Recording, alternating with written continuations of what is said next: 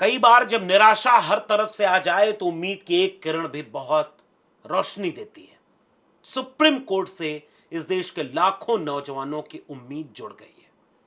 और मामला केवल नीट के पेपर लीक का नहीं है। उत्तर प्रदेश के 1.5 दर्जन पेपर लीक हुए, 69,000 शिक्षक भर्ती के घोटाले के शिकार लोग आज भी न्याय के लिए तरस रहे हैं। देश का कोई राज्य ऐसा नहीं है जिसके राज्य में पेपर लीक ना हो। 100 में 83 नौजवान बेरोजगार हैं जो शिक्षित हैं। उस देश में पेपर लीक पर कोई मुद्दा नहीं बन पा रहा। और एक बात मैं नौजवानों से कहना चाहता हूं, याद करना 1974 जब गुजरात में मेस की बिल बढ़ गई थी, छात्र आंदोलन खड़ा हो गया और पूरे देश को उसने सत्ता को बदल दिया, तानाशाहियों को ध्वस्त कर दिया। आज के नौजवान कहां मशगूल हैं? तो मेडिकल प्रवेश परीक्षा नीट और इस मामले को लेकर सरकार सुप्रीम कोर्ट में जब गई, 38 याचिकाएं दायर हुई हैं और 38 याचिकाओं में इस पेपर के लीक होने के बाद इसे रद्द किए जाने की मांग की गई है। सरकार क्या कह रही है सुप्रीम कोर्ट में? सरकार कह रही है नहीं नहीं, व्यक्तिगत कहीं कहीं कुछ हुआ है, मामले आए हैं, पूरा पेपर नहीं रद्द होना चाहिए। पेपर रद्द होने के खिलाफ सरकार गई है, अपना पक्ष रखी है। तो चीफ जस्टिस ने कहा मामला गंभीर है और जल्द से जल्द आपको इस पर अपनी पूरी राय देनी होगी। तो क्या घिर गई है सरकार सुप्रीम कोर्ट में? क्या सुप्रीम कोर्ट के हाथ एक और चीज ऐसी लगी है जिस पर अगर फैसला स्पष्ट और तरीके से आ जाए तो सरकार की किरकिरी हो जाएगी? सरकार क्यों कह रही है कि पेपर लीक हुआ भले है लेकिन पेपर रद्द नहीं होना चाहिए? क्यों 38 लोग 38 प्रकार की याचिकाएं दायर करके कह रहे हैं कि नए नए पेपर लीक हुआ और पेपर रद्द होना चाहिए? इस पूरे मामले की पड़ताल करनी बहुत जरूरी है। तो मेडिकल प्रवेश परीक्षा नीट 2024 की जो परीक्षा हुई थी, इसमें 5 मई को 571 शहरों में 4750 परीक्षा केंद्रों पर लगभग 24 लाख विद्यार्थी नीट की परीक्षा में शामिल हुए। नीट एंट्रेंस एग्जाम है एक किस्म का। जो लोग डॉक्टर बनना चाहते हैं, मेडिकल में जाना चाहते हैं, अंडर ग्रेजुएट के लिए नीट एक परीक्षा कराता है, राष्ट्रीय परीक्षा कराता है। और यह परीक्षा केंद्र सरकार कराती रही है, पहले किसी और रूप में अलग अलग संस्थान भी कराते रहे, अलग अलग तरीके से होती रही। 2017 के आसपास केंद्र सरकार नीट लेकर आई, एक कॉमन परीक्षा होगी और पूरे देश में इसी से मेडिकल की सीटों पर आवंटित होंगे जितने विद्यार्थी सफल होंगे। और उसके लिए उन्होंने एक ट्रस्ट, एक तरह से है, प्राइवेट बॉडी है, उसको रजिस्टर्ड करा लिया यूजीसी के अंडर में। उसका नाम है एनटीए, नेशनल टेस्टिंग एजेंसी। और इसको जिम्मेदारी दे दी गई कि आप पेपर कराएंगे। और उसके बाद पता ये चल रहा है, छोटे से बड़े, इंडिया टुडे की एक रिपोर्ट बताती है कि 7 साल में 70 पेपर लीक हो गए। 70 लाख लोगों का भविष्य से जुड़ा हुआ होगा, लाखों लोगों का भविष्य जुड़ा होगा। और एनटीए की नॉन परफॉर्मिंग पूरा का पूरा मामला सामने आ गया। एनटीए का जो सर्वे सर्वा है उसके ऊपर कई तरह के गहरे सवाल खड़े हो गए। तो बहरहाल 24 लाख विद्यार्थी नीट की परीक्षा में शामिल हुए और इसमें अनियमितता पकड़ में आई। और इस पूरे मामले में फिर जांच पकड़ में आई। 720 नंबर के परीक्षा में 720 नंबर पाने वाले कई लोग आ गए। इतनी तरह की बातें आई। 720 में 720 कैसे हो गए? एक ही एग्जाम सेंटर से एक साथ कई लोग कैसे हो गए? पड़ताल शुरू हुई, पता चला, तर्क ये दिया गया कि कहीं जो है परीक्षा में पर्याप्त समय नहीं मिला तो नॉर्मलाइजेशन के तहत उनको नंबर दे दिया गया और नंबर दे करके उनको पास कर दिया गया। कई तरह की चीजें सामने आने लगी। इस परीक्षा के मामले में। जिनका कॉलेज है उनका टीचर का रिश्ता बीजेपी के नेताओं से कहीं कहीं जुड़ने लगा। मामला तूल पकड़ते गया। 38 याचिकाएं सुप्रीम कोर्ट में दायर कर दी गई। कोर्ट खुलते ही पहली बार नीट के परीक्षा का जांच शुरू किया। कोर्ट ने जानना चाहा इस पूरे मामले की सुनवाई में कि दो सेट ए और सेट बी शहरों में भेजे जाते हैं। सरकार ने कहा कि अलग अलग सेट बने होते हैं, अलग अलग क्वेश्चन पेपर होते हैं। तो कोर्ट ने कहा कि जरा हमको बताइए कि वो कोर्ट के वो पेपर जो होते हैं वो अलग अलग शहरों में कैसे भेजे जाते हैं, कब भेजे जाते हैं। सभी शहरों में एसबीआई और कैनरा बैंक में ही जमा किए गए थे वो क्वेश्चन पेपर। कोर्ट ने पूछा कि विशेषज्ञों ने प्रश्न पत्र तैयार करके एनटीए को कब दिया और उनके देने के बाद वो कहां रखे गए, फिर कब लॉकर में भेजा गया, प्रिंटिंग प्रेस कौन सी है, उसको भेजने का ट्रांसपोर्ट का जरिया क्या है, छपाई के समय, छपाई के बाद, किसकी रक्षा में, किसकी देखरेख में, कैसे ये पेपर भेजे गए। पता है इस देश में ईवीएम को लेकर के भी इस तरह की चिंता पूरे देश में खुलेआम चलती है, लेकिन फिर भी कुछ निर्लज्ज तर्कहीन लोग ईवीएम का बचाव करते हैं, कुछ ईवीएम का फेवर करते हैं, थोड़े से लोग बिखरे हुए लोग उसके ऊपर सवाल उठाते हैं। उसके कब छेड़खानी हो जाएगी पता नहीं। यहां से ईवीएम वहां जा रही है, वहां से ईवीएम यहां आ रही है, कौन चार्ज कर रहा है, बैटरी खत्म हुई, बैटरी फुल चार्ज हो गई, नंबर बढ़ गया, नंबर घट गया, बिजली चली गई, रिजल्ट जारी हो गया, विजयी घोषित हो गए। राजनीति में ये सब होता है। परीक्षा में, विद्यार्थियों की परीक्षा में अब ये होने वाला है। कोर्ट ने पूछा कि भैया इसकी पूरी जांच जरा बताओ। फिर कोर्ट ने आगे कहा कि इस बात को माना जा रहा है कि पेपर लीक हुआ है, लेकिन कितना लीक हुआ है, इसका दायरा क्या है। अगर हम गलत काम के दोषी उम्मीदवारों की पहचान नहीं कर पाए और यह तय नहीं कर पाए कि जहां पेपर लीक हुआ है उनके ऊपर ही एक्शन हो, और अगर हम उन्हें पहचान नहीं पाए तो पूरी परीक्षा रद्द करनी पड़ेगी। कौन दागी है और कौन बेदाग है, अगर इनमें फर्क नहीं हो पाया तो परीक्षा रद्द करनी पड़ेगी। और सरकार से एक सवाल आपको भी पूछना चाहिए, सरकार कौन से टूल से पहचान रही है और सरकार कोर्ट को कह रही है कि नहीं साहब परीक्षा रद्द मत करिए, बड़ी परीक्षा है, बड़ा तामझाम हुआ था। तो सरकार जांच करके, अब तक सीबीआई जांच करके बता देती कोर्ट के सामने कि देखिए ये हुआ था, इतने लोग, हाँ गिरफ्तार हो रहे हैं, सरकार भी कह रही गिरफ्तार हो रहे हैं, तो कोर्ट के सामने ये बात पेश कर देती। इसीलिए कोर्ट ने उनको मौका दिया।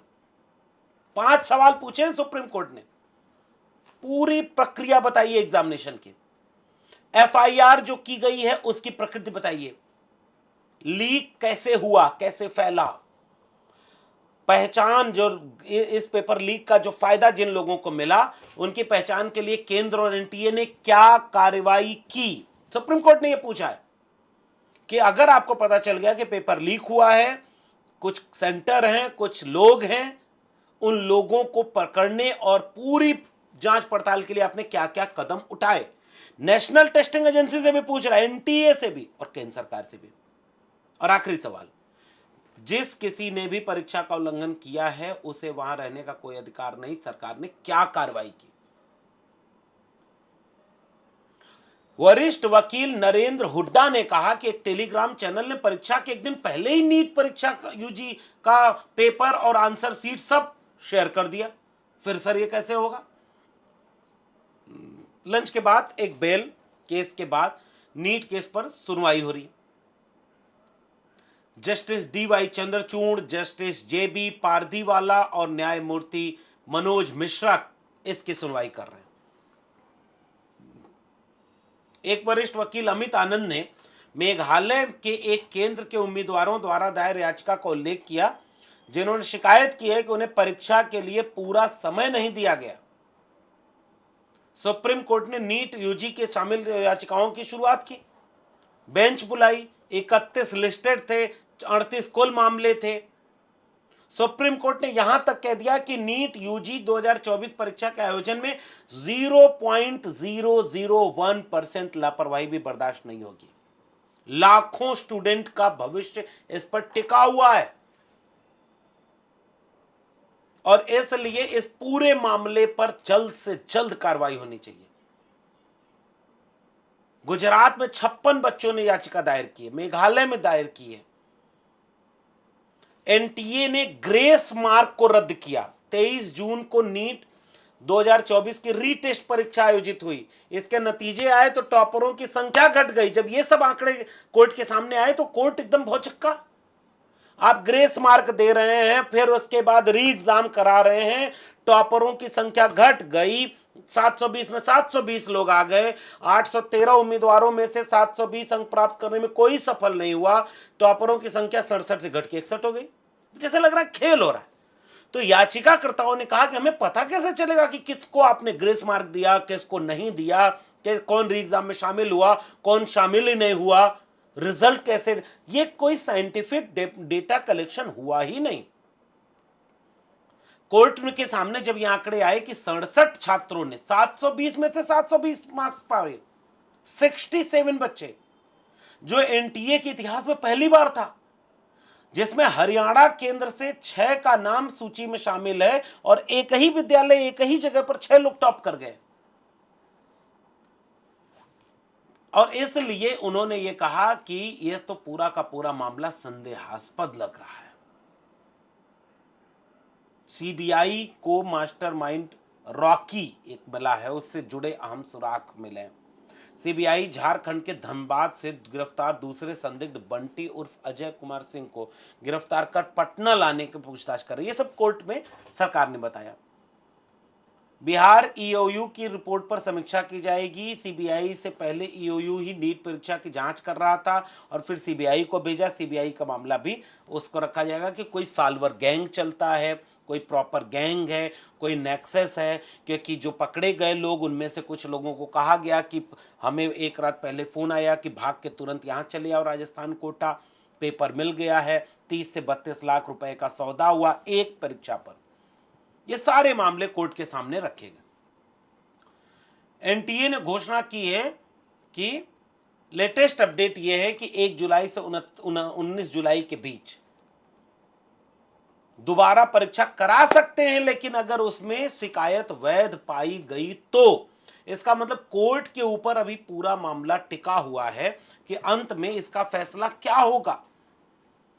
तो सरकार से लोग एक सवाल पूछ रहे हैं कि जिल्ले इलाही, अगर आप एक पेपर एक परीक्षा अगर ढंग से नहीं करा पा रहे हैं तो इस परीक्षा के जो नुकसान हो रहा है जो विद्यार्थियों का, उस नुकसान की भरपाई कैसे होगी। और फिर ये पूरा मामला पेपर लीक का फैलता चला गया। कोई भी राज्य ऐसा नहीं बचा जिसमें राज्य सरकारों की द्वारा कराई जा रही परीक्षाओं के पेपर लीक नहीं हुए। उत्तर प्रदेश में 2017 से 2023-24 तक 1.5 दर्जन पेपर लीक के मामले सामने आ गए। 1.5 दर्जन, जिसमें से चुनाव के ठीक पहले पुलिस भर्ती का पेपर लीक हो गया। तो जरा इस बात को सोचिए और विचार करिए कि आपके घर में भी कोई बच्चा, जब रिश्तेदार आते हैं पूछते हैं बच्चे बड़े हो क्या बनोगे, तो हम पुलिस बनेंगे, हम दरोगा बनेंगे, हम डॉक्टर बनेंगे, हम आईएएस बनेंगे, हम इंजीनियर बनेंगे। कैसे बनवाओगे आप अपने रिश्तेदार के बच्चों को, आप अपने घर के बच्चों को, जिनको आपने एक तो बड़ी मुश्किल से पढ़ने भेजा, 10 बाई 10 के कमरे में रहते हैं, बड़ी मुसीबत से खाना बनाते खाते हैं, एक एक रुपया जोड़ करके रखते हैं, दिन रात मेहनत करते हैं, क्रिकेट नहीं देखते, बाबाओं के यहाँ प्रवचन सुनने नहीं जाते, बड़ी मुसीबत से अपना करियर बना रहे हैं, दिन रात एक करना समझते हैं, और जब पेपर देने जाए तो पेपर ही लीक हो जाए और पता चला पेपर रद्द हो गया, तो पेपर अगली बार कब होगा उसका पता ही नहीं चल रहा है। कोई ओवर एज हो गया, कोई एक एक रुपया जोड़ करके सोचा कि 1 साल हम इलाहाबाद में रह लेंगे तो हम परीक्षा की तैयारी कर लेंगे तो हम क्वालिफाई कर जाएंगे। पता चला उस साल परीक्षा ही नहीं हुई, अगले साल परीक्षा हुई तो पेपर लीक हो गया। तीसरी बार जब दिए तो कोर्ट में मामला चला गया, चौथी बार दिए तो आंदोलन कर रहे हैं, पांचवी बार जाते थे देने लायक ही नहीं बचे। ये सपनों की हत्या है और ये अवसाद की तरफ इस देश के नौजवानों को ले जा रही है। आत्महत्या कर रहे हैं विद्यार्थी, लोग अवसाद में जा रहे हैं, टूट रहे हैं, घर परिवार टूट रहे हैं, रिश्ते नहीं आ रहे हैं, लोगों की शादियां नहीं हो रही हैं। और इस निराशा में पूरे देश के नौजवानों को झोंकना मुझे लगता है कि देश के लिए एक चिंता का सबब होना चाहिए। तो पूरा देश सुप्रीम कोर्ट पर इस उम्मीद में नजर गड़ाए होगा कि वो सरकार को इस बात के लिए कड़ी चेतावनी दे कि सरकार इस तरह की चीजों को इतना ठोस ढंग से करे। इलेक्टोरल बॉन्ड से कैसे पैसा आया तो पता ही नहीं चलने दिया था सरकार ने। कोर्ट ने चाहा तब जाके देश को पता चला। तो कोर्ट जरा देखे, पैसे से ज्यादा कीमती करियर होता है, भविष्य होता है, नौजवानों का रोजगार होता है। और इसलिए सारी उम्मीद अब सुप्रीम कोर्ट पर टिकी हुई है, क्योंकि सरकार तो कोर्ट में जाके कह रही है कि भले पेपर लीक हुआ। एक तो वो माने नहीं, शिक्षा मंत्री का बयान अगर आपने न सुना हो तो फिर से सुनिए। पहले बिना बिना जाने शिक्षा मंत्री ने कह दिया कि पेपर लीक ही नहीं हुआ, बाद में कह रहे हाँ गलती हो गई। एनटीए टोटल करप्ट संस्था, जिसके कराए हुए पेपर इतने लीक हुए, इतने तरह की धांधली, ऐसा लगता है पूरा स्कैम चल रहा है। करोड़ों करोड़ रुपए का वारा न्यारा हो रहा है, कौन एग्जाम ले रहा है, कौन करा रहा है, किसकी नौकरी हो रही है। और अब तो रिपोर्ट छप रही है और इन सब मामलों पर देश में चर्चा नहीं हो रही है, क्योंकि देश किसी और मधोशी में गया है। इससे बचाने के लिए थोड़ा झकझोरना पड़ता है, जगाना पड़ता है। आप भी जागिए, इससे पहले कि जागने लायक न बचे और आपके बच्चों का भविष्य न बचे। और सरकारों को इतना बेलगाम मत छोड़ दीजिए कि सब कुछ से खिलवाड़ करते रहे। अभी फिलहाल लगाम सुप्रीम कोर्ट के हाथ में है और सुप्रीम कोर्ट में अगली सुनवाई में सरकार को उन्होंने जो सवाल पूछे हैं उसका जवाब देखना होगा कि सरकार क्या देती है, और उसके बाद सुप्रीम कोर्ट उस पर क्या फैसला सुनाता है। और डॉक्टर लक्ष्मण यादव चैनल पर आपको ऐसे ही सोचने वाली कुछ चीजें मिलती रहेंगी, बशर्ते कि आपको अगर अच्छा लगे तो इसे आगे बढ़ाइएगा। फिर मिलेंगे किसी और विशेषण के साथ, तब तक के लिए बहुत बहुत धन्यवाद।